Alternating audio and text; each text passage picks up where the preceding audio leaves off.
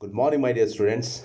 I'm Professor Prasad Essa, Department of Computer Science and Engineering, AIT Ambatkal. I'm going to handle computer organization subject for third semester CSC students. And your subject code is 18CS34. First, I would like to welcome our third semester students to Department of Computer Science and Engineering. All the best, my dear students. Have a good academics in computer science. Okay. We all have dreams, but in order to make dreams come into reality, it takes an awful lot of determination, dedication, self-discipline, and effort. With this quote, we'll begin our subject, computer organization. First, before we go for what exactly the syllabus we have in third semester computer organization, I would like to explain what exactly computer organization stand for.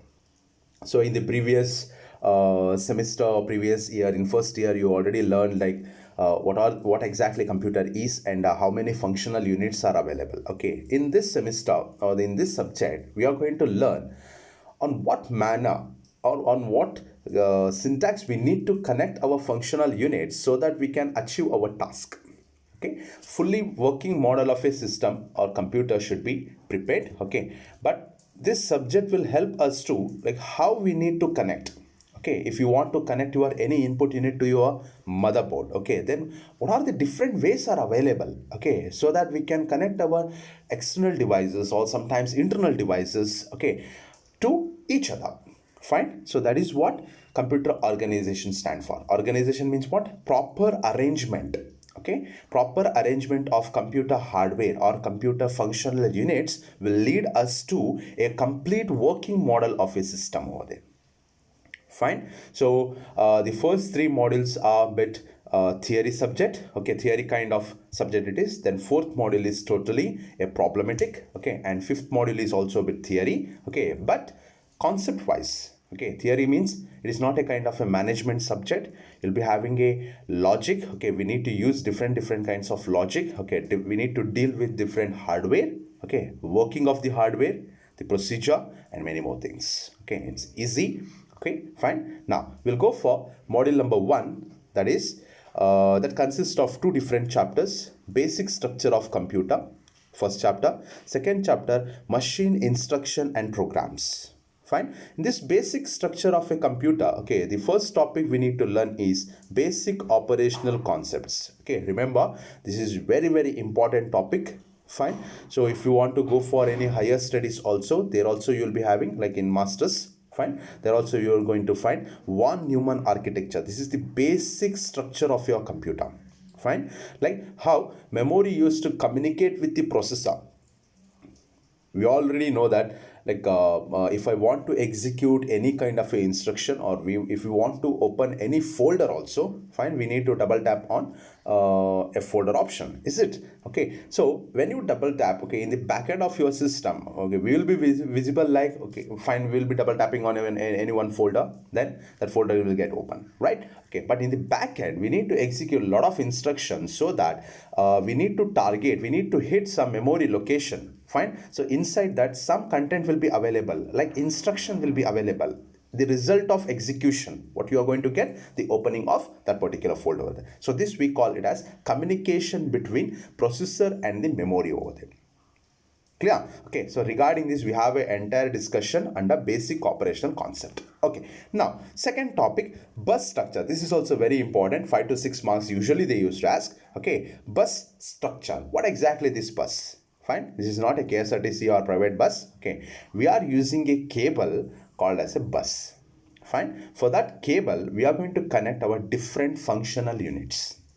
In module number 1 we are calling it as a single bus structure. Okay, in module number 5 we have a bit advanced kind of bus structure available over there. There we are using multiple number of bus cables available over there. Clear? Okay, so this is what bus structure we call. Fine. Next, performance. Obviously, if I want to find what exactly the performance of a student, then what I need to do, I need to conduct an exam, right? Okay, like within 1 hour, okay, how many questions he can attend? Fine. For that, what marks he's going to score, or he or she, okay, going to score. Okay, that is what the performance measuring method we are using, right? Teachers used to use. Okay, but how we can measure the performance of a system, right? Okay, how we can do based on the time. Okay, you are assigning a task for your computer. Okay, how fast it can execute that particular task, right? Based on that, we can judge the performance of your system. Okay, and there are a lot many things inside. Fine. The first thing we need to discuss about a processor clock. Okay, there is a time measuring limit or time measuring method we are using over there, that we are calling it as a processor clock. Then basic performance equation. Okay, based on different aspects. Okay, we are using some formula over here. Okay, because of which we can identify what is the speed of our system. Clear? Then clock rate. Okay, per second, how many clock cycle? See, in first topic, like in the performance, when it comes for the performance, we have a processor clock, right? Fine. So processor clock. So these are the few aspects which we are going to use for basic performance equation also. Okay, then later clock rate we are having. What exactly this clock rate stand for? Processor clock, what we have. Okay, so means in 1 second how many such kind of clocks we can assign. Okay, so that is what we call it as a clock rate. Okay, per second how many clock cycles we can execute. Clear? So that is what we are calling it as processor clock exactly.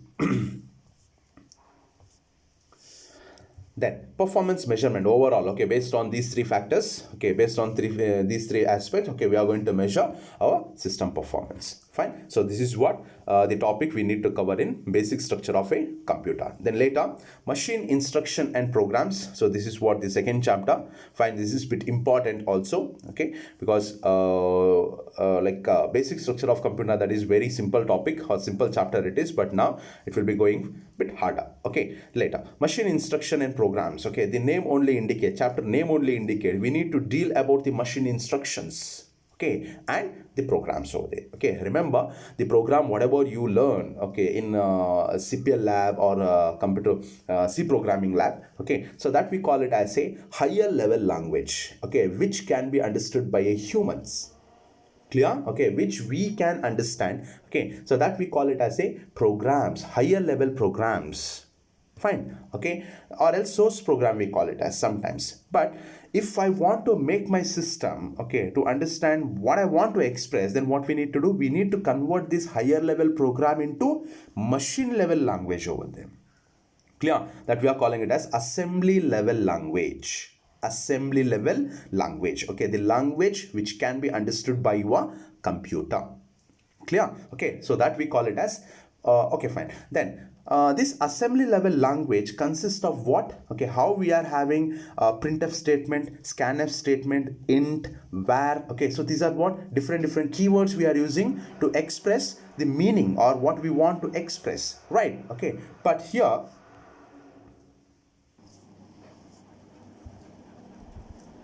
fine. Okay, now we'll go to the first topic. We call it as memory location and addresses. Clear? Memory location and addresses. Okay, as we know, we will be having a secondary storage devices in our system, and also we will be having a primary storage locations over there. Okay, or else primary storage devices we used to call it as. Clear? Okay, now if you want to store anything, fine, we need to have some memory location, right? Okay, there itself we are going to store any kind of instruction or photos or videos or anything. Okay, now if I want to fetch them or if I want to access them, then what we need address of that particular location, right? If I want to send any courier or any post, or else if I want to send any message for my friend, okay, what I need to do, either I need to go for post service or courier service, DTDC or professional couriers. Okay, or else in case of the virtual address or else a logical address we call for email ID, or else your Facebook link, or else your WhatsApp number, then Insta. Okay, so these are all what IDs we are using, right? So that is what the address. Okay, likewise we need to have some address for these memory locations over there. So that whenever we need to access, we need to read that particular location, based on the address we can read them. Clear? Okay. So when it comes for memory address or memory locations, we need to perform two operations over here. Okay. So we call it as what? Memory operation. Fine. We call it as memory operation. So what exactly this memory operation stand for? There are two operations available over here. One we call it as read operation, second we call it as write operation. Okay, so we'll discuss in deep. Okay, when we go to module number 1, we'll discuss this. Okay, next, instruction and instruction sequencing. Okay, so this is a bit simple topic. Okay, we don't have much discussion under this. What exactly assembly level instructions are, okay, how we can write them, okay, regarding that some syntax gesture and all we have over there. Then instruction sequence means, see, when our system start executing any program, it will begin with the first line. Right, it will start executing the first line, then it will come for second, third, fourth. Okay, then in case of if statement or in case of for statement, what we need to do, sometimes we need to jump forward or sometimes we need to jump back. Okay, that we are calling it as what? Branch. Okay, here in case of hardware level programming, okay, in case of like application program, or else in case of higher level program in C program and all, okay, what we use if statements, or else we use for statement or while statement, do while. Okay, so these are the few conditions we are going to use so that we can jump few lines forward or jump few lines backwards. Right, okay, but here we are using a technical word called as a branch, forward branch and reverse branch we are having. Okay, so if you are using that branch, then only you are going to violate the execution of straight line sequence of your program over there. Getting what exactly this straight line sequence means? Starting from the first line and you will reach the end. Okay, you are not going to skip any line or you are not going to jump any lines over here. Okay, that is what we call it as instruction sequence. Clear? Okay, next, addressing modes we are having. Fine. Okay, now if I want to read or if I want to access any particular location in our memory, okay, then we need to have some particular address. Fine. So how like my address is like Professor Prasad, okay, assistant professor, Department of Computer Science, IIT Ambatkal. So this is what my address. So if you want to send any post, okay, for this address, you can communicate, right? Okay, but here in case of memory, okay, there will be a bit difficult tracks available over here. Okay, the roots or address are a bit difficult. Okay, so what we need to do, okay, we need to use some addressing modes, means different methods of reaching that particular address. Okay, so here you got total 6 to 7 different addressing modes that we will discuss with example. This is also very, very important topic. Okay, you'll be getting your questions like, okay, explain any 4 addressing modes with example, or else they may mention particular 4 addressing modes and you need to explain them with example over there.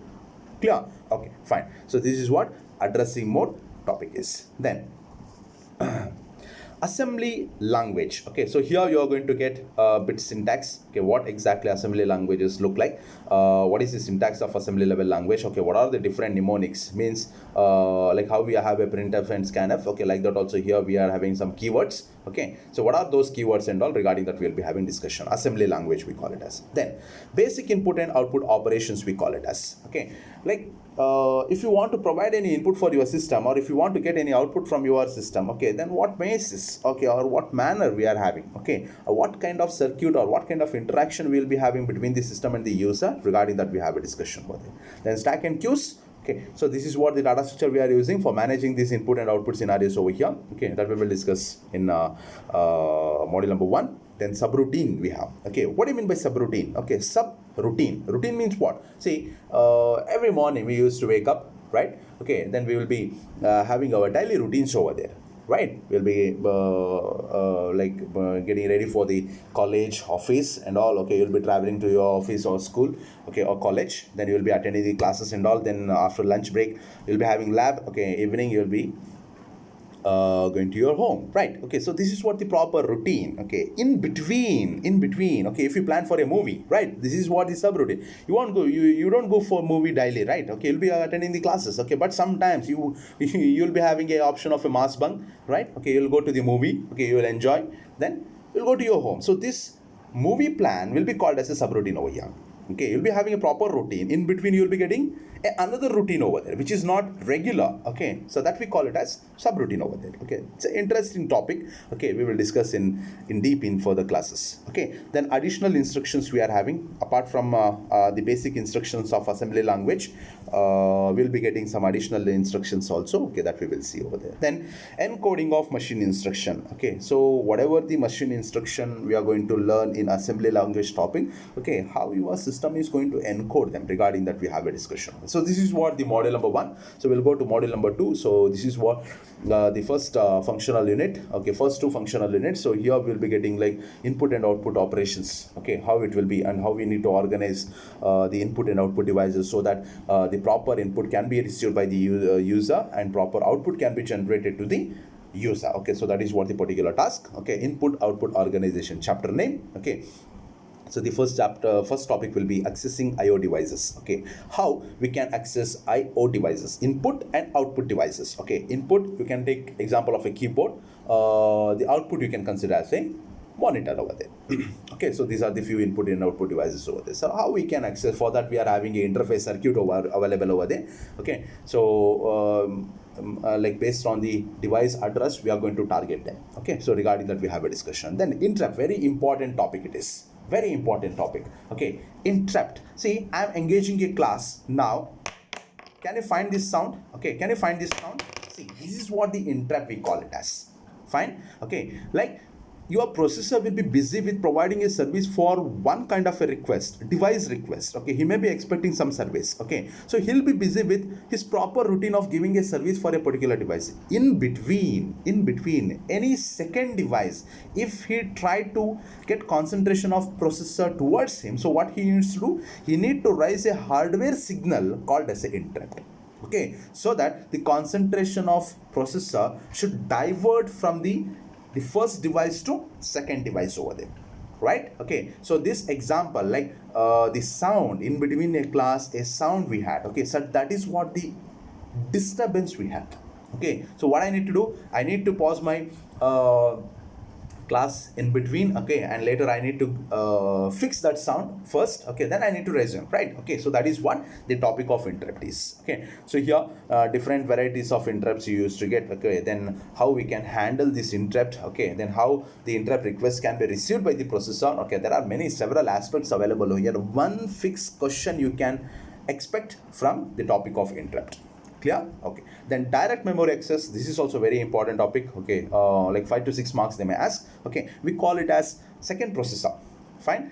When we transfer a bulk of information or huge amount of data from your system to pen drive or pen drive to system, or internally like one folder to another folder, your processor will just initiate the transmission of data and it will suspend. Okay, it will suspend him from that particular transmission over there, and he will hand over the transmission control to a direct memory access over there. We have someone called as a direct memory access. Okay, a procedure. Okay, who is responsible for transferring a bulk of information from one place to another.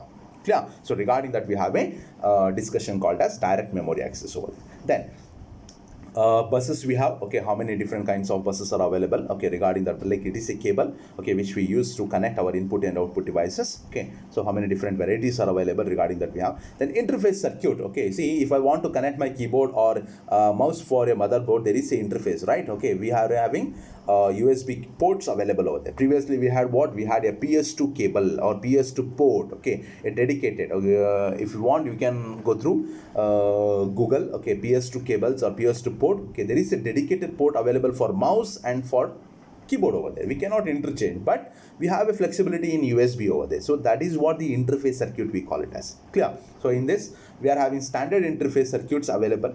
PCI we have, then SCSI cable we are having. See, these are the varieties of connection we are using over here. Okay, we want to connect our devices, but on what basis? Okay, where we want to connect. Okay, so we have a 3 different standard interface circuits available. One we call it as a PCI. We are not using that. Okay, it is internal. It will be internally available over there. Okay, then SCSI, yes, we can get some examples over here. SCSI cables I can show you. Okay, then later USB already you know, right? USB cables. Okay, micro USB also available. Okay, so these are the what regarding input and output organization. So these are the topics we need to discuss under module number 2. Then later module number 3, it's totally regarding the memory system. Chapter name is memory system.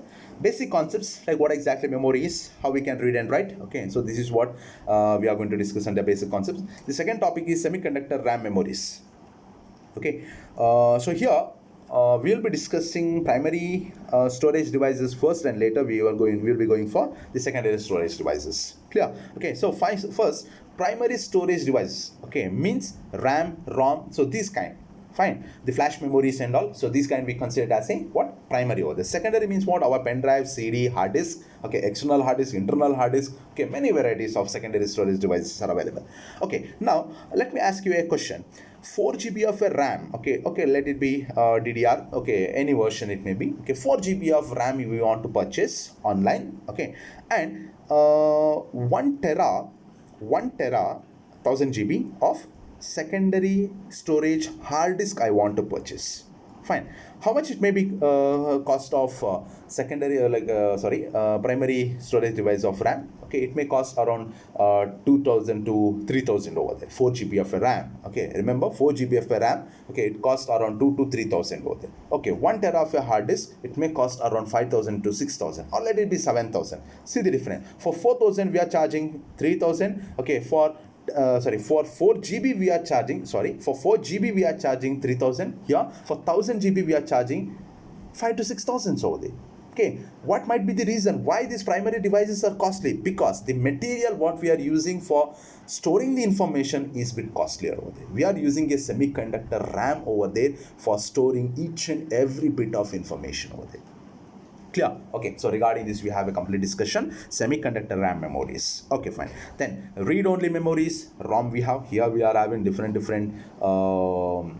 types are available. Okay, so up to now we know like read-only memory means once if you are writing the content, we cannot erase them, we cannot manipulate them. No, it is totally wrong. Okay, there are many varieties of ROM also available. Okay, by different methods, by using different methods, we can rewrite the content, or we can erase the content, and we can change the contents also. Clear? Read-only memory regarding that. Then speed, size, and cost. So this is what some relationship between speed, size, and cost. Okay, we'll be having some hierarchies available over here. Okay, it's a general topic. Okay, it is not much important. Later, cache memories. This is very important. Okay, so here we got two different caches. Okay, we call it a primary cache and secondary cache. Okay, primary cache means which will be a memory, small memory, a temporary storage location which will be residing under processor exactly. Okay, the secondary cache means which will be residing outside the processor. Okay, so it will help us to execute the instruction or achieve the task faster. That is what we can say cache memory. So here we are using a concept called as a mapping function. Okay, like whenever we want to execute any instruction, remember secondary storage memory will be having complete operating system or whatever with the software we are installing, game it may be, everything will be residing in the secondary storage device, right? The target will be C drive, right? C drive it will be. Now, if I want to execute any particular software, or if I want to launch any particular software, the programs which is residing in your secondary storage device, nothing but hard disk, okay, will be brought into RAM exactly. Okay, from RAM, a small information piece will be brought inside the cache exactly. Secondary cache first, then primary cache. So this is how the memory used to communicate. Secondary to RAM, RAM to secondary cache to primary cache over there. Okay, so for this transmission of information, we are using a technique called as mapping function. Clear? Okay, that we will discuss. It's also a very important topic. Okay, you'll be getting one sure question from cache memories. Okay, explain any two mapping function, or they may three types of mapping functions are available. Okay, or they may ask any one they may mention any one particular name of mapping function, and they may ask you to explain with an example over it. Then later, replacement algorithm. Okay, so as we know, the cache memories are very small. Okay, then when if it is full, if it is already full, okay, and we don't have a room to accommodate any other instruction, then what we need to do, okay, we need to replace the content which is already residing in the cache with a new content over there. Okay, so for that we are using some logic over here. Okay, the algorithm is called as replacement algorithm over there. Then performance consideration. Okay, so this will discuss under discuss about the performance of the memory exactly. Okay, so this is what module number 3 is. Then module number 4, it is totally about the arithmetic and logical unit. Fine, the arithmetic operation, whatever we are performing, the calculation and all, whatever we are performing, okay, in our system. Fine, so that will be because of the arithmetic and logical unit. Fine, so regarding that we have a discussion. This is totally a problematic unit. Okay, you can expect 16 marks, free 16 marks we can call. When you get the question in your exam, initially you can find the answer without solving using the different methods whatever we are discussing in this module. Okay, so you can have a verification like whether the procedure or whether the answer is right or wrong in the initial itself. Before solving itself you can find. Okay, very simple. We need to perform some addition, we need to perform some multiplication, we need to perform some division over there, but using some different logic. The result we already know. Okay, like 4 divided by 2, remainder will be 0, quotient will be 2. Okay, but how your system used to perform this, right? Okay, we are already known with the methods and all, but what are the different methods are available for the computer? Okay, so regarding that we have a discussion over there. Okay, the topic name is, or the chapter name is arithmetic. Okay, here we are discussing like what exactly numbers are. Okay, how many different numbers we need to use in this particular binary. And one more thing I would like to mention in the priya. Okay, this is a binary calculation. Remember, binary calculation over here. In case of numbers, okay, you will be getting a normal numbers. We need to convert it for binary numbers over there. Okay, how it will be converted in a positive number, negative number,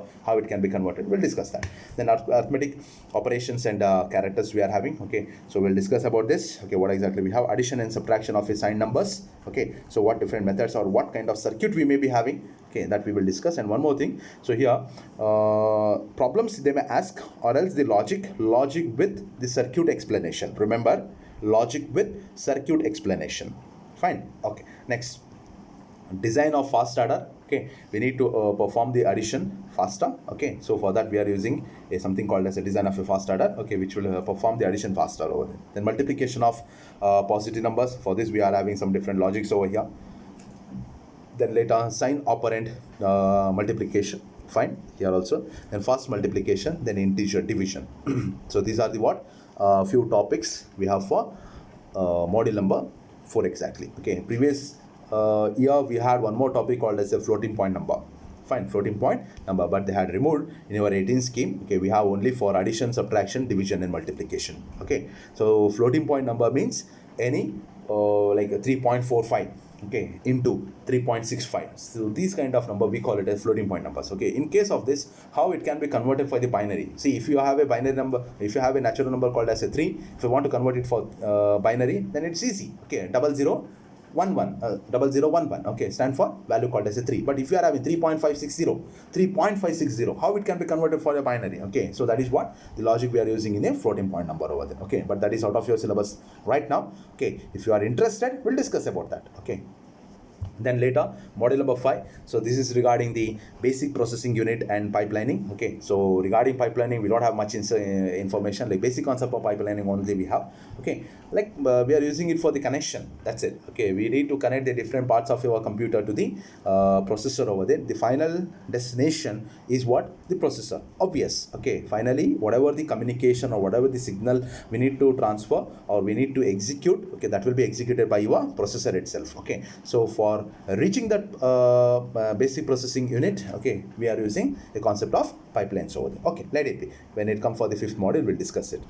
Then basic processing unit, that is what the first chapter. Okay, some fundamental concepts we are having. What exactly processor is, how it is going to work. Okay, what are the different syntax of working principles we are having. Regarding this we will be having discussion. Then exception of a complete instructions. Sorry, execution of a complete instruction. How this complete execution can be achieved. Okay, regarding that we have. So here we are using a multiple bus structure. See, from first module I discussed. Okay, what exactly the bus structure is. Single bus structure we are having in first module. But here in the process of executing a complete instruction, here we are using multiple bus. Fine, obvious. See, if you are having 1 GB of a RAM, you will be getting one particular kind of a performance over there. If you are having double 2 GB, if you are having a 4 GB, if you are having a 8 GB, okay, like that is what multiple bus. Instead of having one, we are going for 2 over there, we are going for 3 over there, multiple bus, it will boost our performance, that's it, nothing else. Okay, and also the cost, remember, okay, when performance increases, cost also increases. Then multiple bus organization, so here we are going to discuss about the multiple bus organization, how it is going to work and all. Then hardwired control and micro programmed control, one sure question over a hardwired control, just note down today itself in the introduction class itself, one sure question over a hardwired control and one sure question over micro programmed control. Clear? Okay, so you need to concentrate more about multiple bus organization, execution of complete instruction, hardwired control and micro programmed control. If you want, go through all the syllabus, or sorry, all the question paper, whatever you have till now. Okay, from 06 scheme, you are in the 18 scheme, 06 scheme, 10 scheme, then 15 scheme, then 17 scheme, and your 18 scheme. Okay, there will be a common repeated question from module number 5. That is what the advantage we are having over here. Clear? Okay, so this is what the complete computer organization syllabus. Fine. So you need to attend each and every classes. Fine. We are not sure whether we are going to start online classes or offline classes. Fine. If it is offline class, that will be better. Fine, because it is a bit diagrammatic subject. Okay, we need to take different examples. Fine. Okay, we'll communicate. Fine. Okay, regarding the classes, conduction of classes, whether it is online or offline. Fine. All the best, my dear students. Okay, I was discussing about a quote, right, in the beginning of the class. I need full dedication from my student. Fine, whether it is a easy subject or difficult subject does not matter exactly. Okay, work hard, try to get from the basic, you can achieve anything. Fine. Okay, you are a software engineer, but if I train you a civil engineering concept from the basic, I am sure that yes, you can learn. Okay, if you learn from basic, you can get complete knowledge and you can achieve something. This is the foundation semester. Remember, my dear students, third semester is a foundation semester for the rest of the 6 or 5 semesters which we have in the high. Clear? Third semester and fourth semester, okay, you'll be getting some programming concepts, you'll be getting some hardware concepts. Okay, learn it properly. Okay, don't say like, okay, hardware subject, I'm not interested in a hardware subject, I am a programmer. No. Okay, you need to understand what kind of hardware we are using. Okay, based on that itself, we can go for coding. Clear? Okay, see, each and every subject is important. Fine. I hope you all will work hard, okay, and you will achieve the success. Okay, students, thank you.